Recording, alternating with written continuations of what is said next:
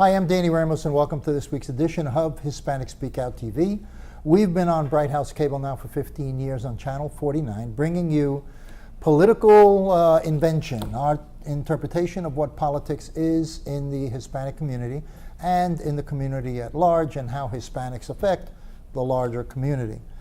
Tonight, I'm doing a commentary again, as I did last week, and we'll be keeping this up going forward.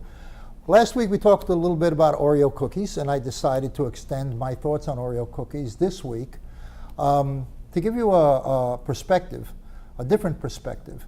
Now, what's the big deal that Oreo cookies is being made in Mexico? Well, the reality is everybody complains about the money going to the 0.1% in the United States and that the middle class is losing footing. Well, the reality is that's the story of Oreo cookies. Because the fact of the matter is, Oreo cookies is owned by the 0.1%. So what happens? They fire whatever 10,000 or 15,000 people in the plant that make Oreo cookies. Those jobs now go to Mexico, okay? And the increased profits, because the Mexicans in Mexico are only making $1 to $1.50 an hour as compared to maybe $15 an hour the workers in the United States. All of that extra money goes back into the United States, into the pockets of the 0.1%. So the 0.1% gets richer, the middle class gets fired, and Mexicans in Mexico get more jobs. That's what's going on across the board in major corporations. When major corporations leave the United States, they're leaving the United States for a reason. The corporations are making more money. That means the people at the top of those corporations are increasing their profits because they're paying 1/10 of the salaries that they were paying those people previously by moving their companies and manufacturing abroad. The picture, the 1% and the 1/10 of 1% continue to get richer while the middle class disintegrates in this country because jobs are leaving the country.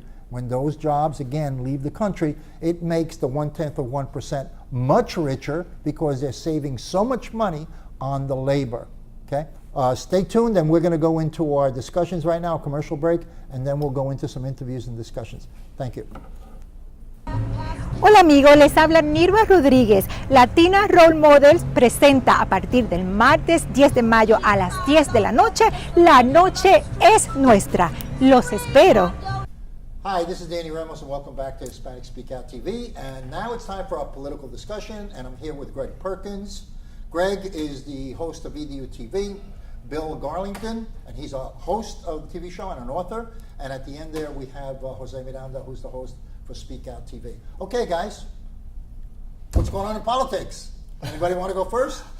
Ted Cruz, right? Bill, Ted you go Cruz. first. Well, when people see this this TV show, we would have known that Ted Cruz has announced his VP, which is Carly Fiorina. And we also know that Ted Cruz had an awesome night in Pennsylvania, Rhode Island, Delaware, etc. An awesome night. Yeah. He lost all five. He got smoked. All five. Did I say Ted Cruz? I meant Donald Trump had an awesome night. Okay. Ted Cruz did not have an awesome See, night. that's the problem with these Ted Cruz people. Yeah. He's talking about a little bit of confusion there. Who won the election? And why is he selecting a vice president candidate, right? When he's like 400 or 500 delegates behind I'll Trump? tell you why. Because he thinks that she is going to help him with Indiana. Right. If he loses Indiana, the whole thing is over. Yeah. He's out of the race. He's got to win Indiana. If he loses, so Carly, women's vote, boom, conservative.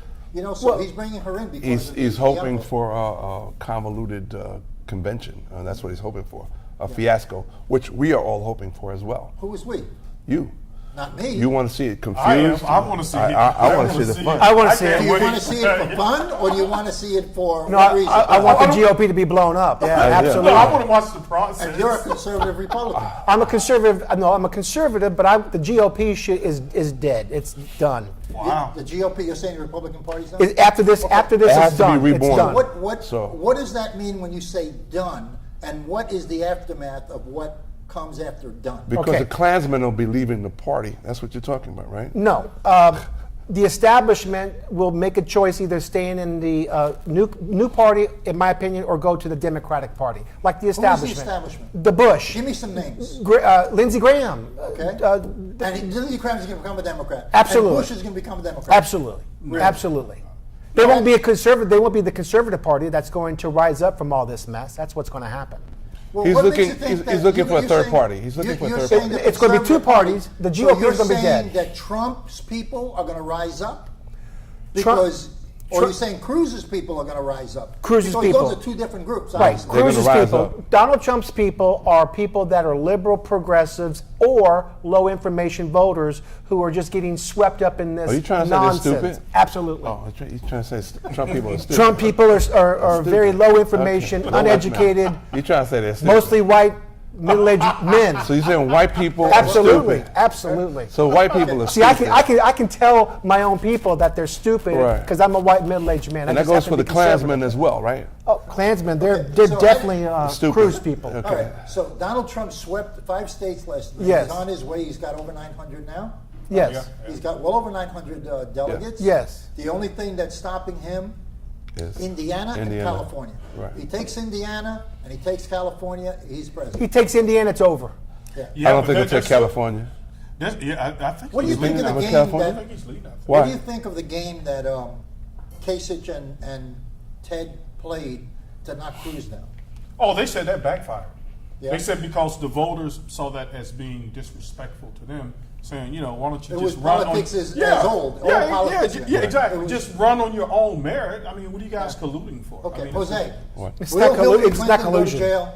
We haven't heard anything from the FBI. In She's weeks not and going to weeks jail, and weeks. and you keep. Well, let's bring back Benghazi. I'd don't rather wanna talk bring about that. Benghazi back. You want to, so No, I let's. don't. I'm telling you, I don't. No, I'm because just you're a gonna talk closet. about- You're. I just want to talk about what do you think about the FBI? Do you think that she's going to have an issue for the president? It is or not an issue.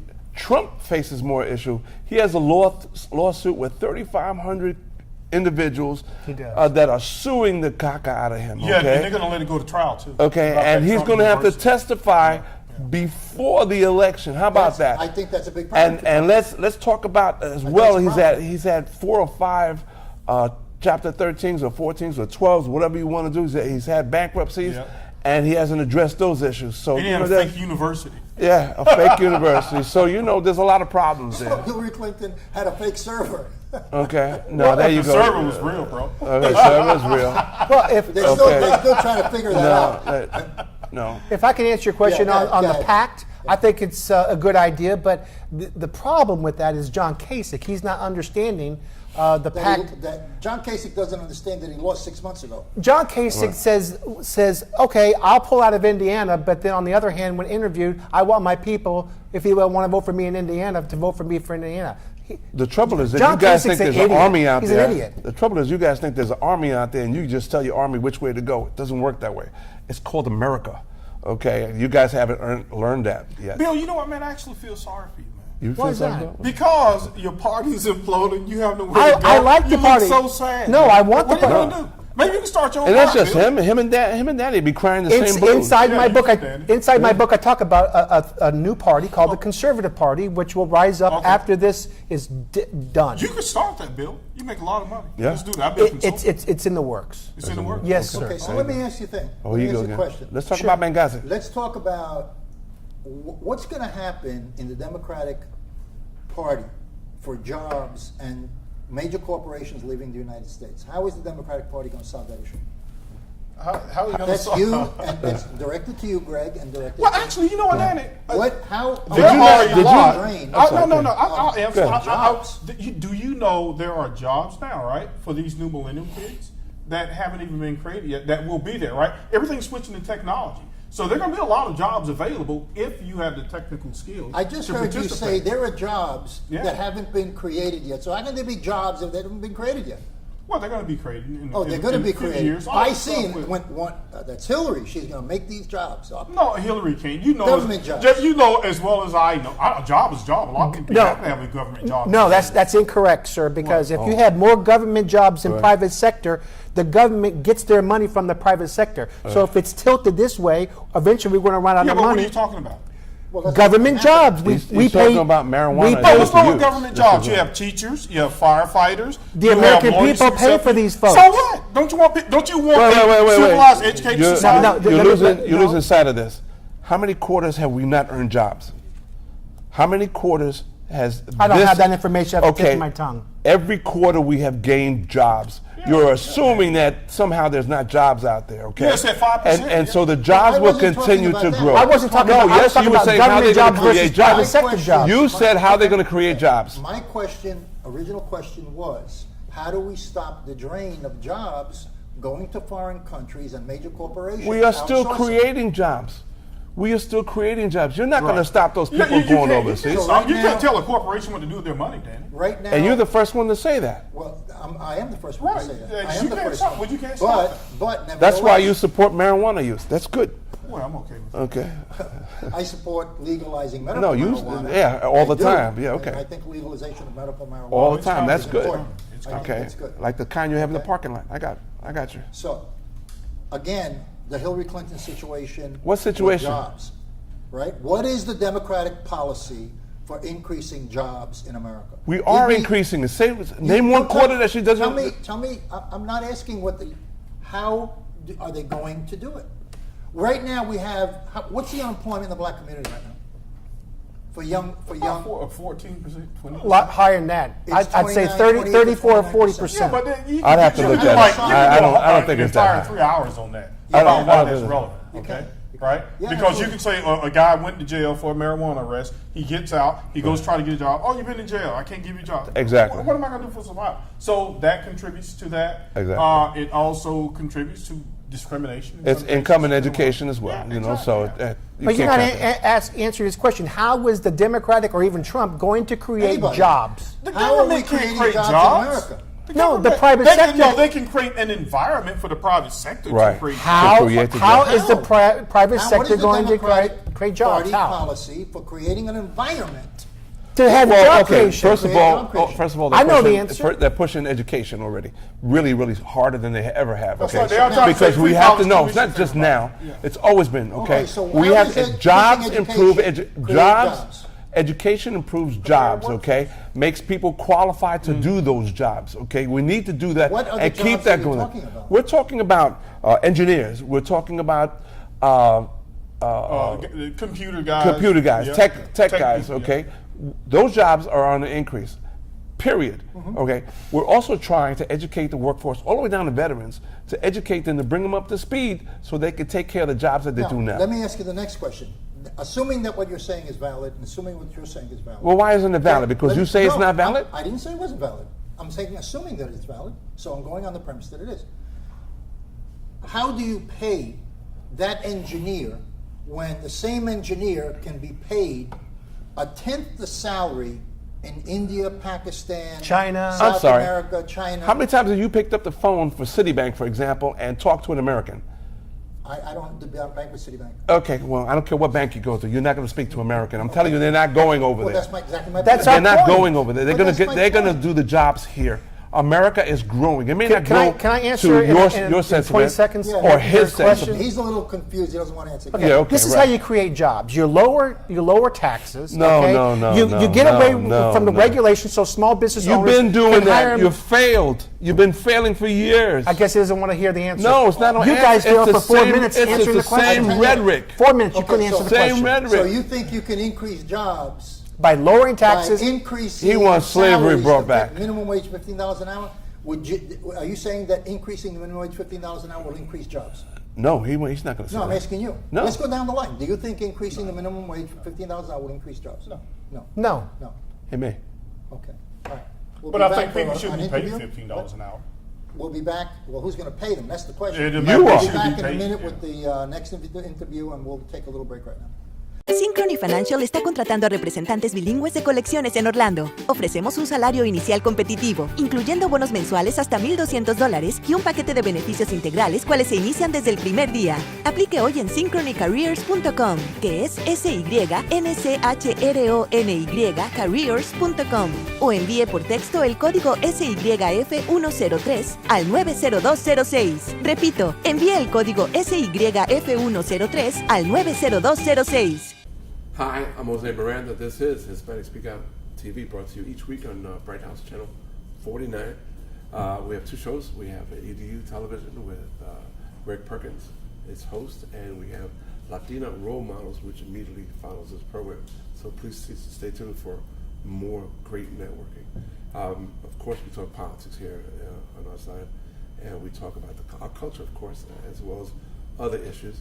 I am proud to introduce to you Carlos Smith, who is running as a state representative. Carlos, District 49. Thank you for having me, Jose. Appreciate it. Hang out, man. Absolutely, anytime. I love coming here. We've done this a few times. Yes, yes. So you've just been in Tallahassee, and everybody was getting along, and they ended the session with a giant kumbaya. Not exactly, not exactly. You know, what happened at the end of session, like what always happens, is there's a mad dash to the finish line. And what really happened was the governor asked for almost $1 billion in tax cuts for corporations, and the legislature, even a Republican-led legislature, would not have it. Instead, they only gave him about $400 million. But there's a big potential. Which is still a lot. It's still a lot. It's still a lot, especially considering what ended up passing this year and how much money they put into public schools, or how little they put in. They put a 1% increase on per student funding for our public schools. That doesn't even cover inflation compared from last year to this year. They also had So how do we justify that real quick in education? There is no justification for it. I believe, like many people believe, that if you want quality public schools, you have to be willing to invest in it. And what's happening right now is we have a legislature that is obsessed with for-profit, unaccountable charter schools. Take the funding that they put in this budget, for example, for construction of public school buildings. That's the PICO funding, the public capital outlay. There was $150 million put in there. They split it down the middle, $75 million for the 650 unaccountable for-profit charter schools, and $75 million for the remaining 3,600 traditional public schools. How is it that 3,600 public schools get the same amount to build new buildings as for-profit charter schools, only 650? That doesn't make any sense. Public schools? Are they showing that they are not tremendously They are not. In fact, charter schools in Florida have consistently shown to not be able to demonstrate any meaningful learning gains for students, and when they sometimes unexpectedly close down and the students are pushed back into the public schools, we have seen that the students have actually been worse off since they've been in the charter schools than when they last were in the public schools. Is this a scam, and if so, who's pushing the scam? Well, look, this has been a situation that's been almost 15 years in the making. It's when Jeb Bush was first governor of Florida. He pushed an agenda that had mostly to do with privatizing our public schools. And what we've seen is a drip, drip, drip out of the public school system of resources. Wasn't that designed so they could be self-sufficient and not take the money from the public schools? Or well, replace the public schools? What has ended up happening is they have funded unconstitutional voucher programs that have allowed for students to leave the public schools and then bring that money over, because the money follows the student, to private schools. They've also done that with the charter schools, where charter schools are now competing for money that public schools normally get without there even being a demonstrated need for those charter schools. So this is becoming a serious problem, and we also know that the teachers and the schools are not being fairly treated as far as their performance evaluations, which is how they essentially get paid. The most recent story we saw, which is an indication of how broken this teacher evaluation system is, in Orange County, over 80% of the teachers in Orange County last year got the best review that they could. That was highly effective. Well, they just got their scores for this year, and that same set of Orange County teachers, only 2.4% of them were ranked highly effective. How do you go from over 80% of teachers in one county to less than 3% highly effective suddenly? What that indicates is that we have a serious problem with this evaluation system, and it has nothing to do with the teachers or the students. It sounds like it's politics as usual. It is. It sure is. It sure is, Jose. How do we take the politics out of education? Well, what we have to do is we have to start focusing on what is best for our kids. What we have to make sure that we're doing is that we are not focusing on high stakes testing as the only thing that the teacher is teaching to all year long. Now, we've seen a very, very small scale rolling back of those high stakes testing, but it's still not enough. What we need is we need to let teachers teach, and we need to allow students to learn, and Tallahassee has got it all wrong. Okay. Is there a way to educate Tallahassee, or is it too late, or is this strictly Republican, Democratic?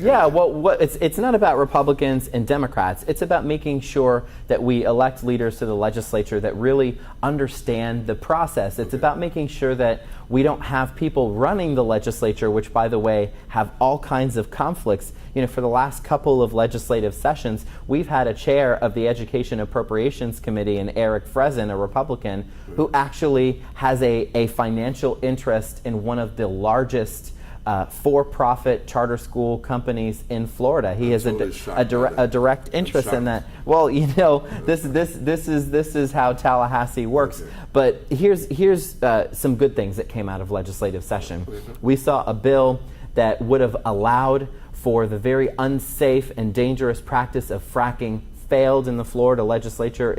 It was at the 11th hour that the bill failed, but thank goodness that happened, because fracking not only poisons our water, but it's also very dangerous for our state's sensitive estuaries, and also is very dangerous for the environment. But we're going to probably see that bill come back next year. We saw no meaningful gains. Actually, we saw a slashing of the Bright Futures scholarship program again this year. Weren't they already cut? Yes, since 2009, so actually. Apparently we don't need that, because the legislature is helping out everybody. Of course we do, and that's one of the things that I'm advocating for the most, is making sure that that every person in Florida has equal and affordable access to a college degree, regardless of what zip code they live in. I graduated from UCF in 2003. I wouldn't have been able to do that without the Bright Future Scholarship that I had. Okay. But since they slashed the program in half in 2009, that's had a disproportionate impact on minority students. 47% of Hispanic students were pushed out of the program after those cuts, 62% of black freshmen as well. We've got serious problems, but I'm running for the Florida legislature, and on day one, I'm ready to sponsor legislation that is going to bring us to pre-2009 funding levels for Bright Futures, so that everyone can have that opportunity. I'm glad you thank you for coming out, hang out, and come back again. Thank you for having me. I'm Jose Miranda. This has been Hispanic Speak Out TV, brought to you by Bright House, of course. And we'll see you again next week, same time. Hola amigos, les habla Nirva Rodríguez. Latina Role Models presenta a partir del martes 10 de mayo a las 10 de la noche, La Noche es Nuestra. Los espero. Hi, this is Jose Miranda. This is Hispanic Speak Out TV, brought to you each week on Bright House Channel 49. We have two programs additionally to ourselves, Latina Role Models and EDU TV, with their guest hosts, Greg Perkins.